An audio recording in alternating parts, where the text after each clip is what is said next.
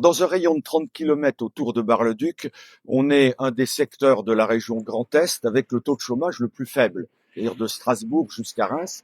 C'est lié au développement important des entreprises ces 20 dernières années, notamment Evobus, Mercedes et Evobus, notamment Essilor, il y a Bursigeo et il y a sur Revigny Arcelor et tous les sous-traitants.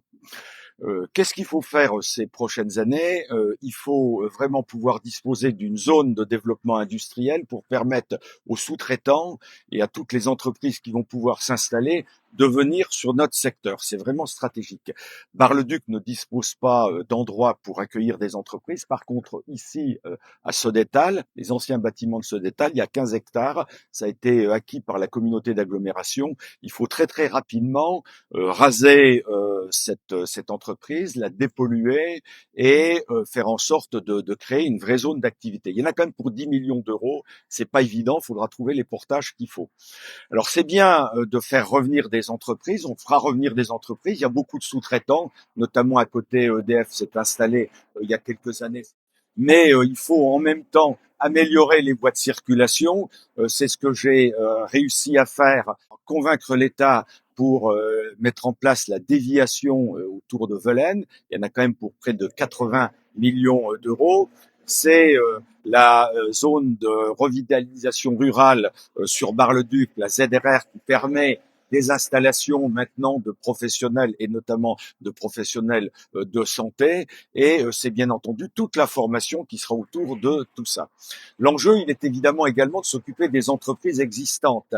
Il y a des entreprises qui sont parfois en difficulté, il y a des entreprises qui peuvent déménager. C'était le combat à travers le Crédit Agricole qu'on a réussi à sauver, et les emplois vont être maintenant installés dans le cœur de Bar-le-Duc, boulevard de La Rochelle. Il y a la Poste à travers le centre de tri postal, les 80 emplois qui vont être maintenus à travers des nouvelles créations d'activités. Puis malheureusement, il y a des entreprises où on n'a pas réussi à sauver. Je pense à Auchan, même si étant en contact direct avec le président d'Auchan, on suit actuellement des pistes pour faire en sorte qu'il y ait bientôt, je l'espère, un repreneur. Puis il y a aussi les installations pour les commerçants, les artisans. Tout ça, c'est dans le cadre d'une stratégie d'ensemble qui peut être menée à bien à deux conditions. D'abord, travailler avec tous les acteurs, la région, le département, les entreprises, enfin tous ces acteurs, et puis rechercher tous les financements nécessaires, parce que la ville de Bar-le-Duc ou la communauté d'agglomération n'a pas tous les moyens à sa disposition. C'est vraiment ce qu'on va faire, ce qu'on peut faire pour faire en sorte que Bar-le-Duc et tout le sud du département de la Meuse continue à se développer sur le plan économique.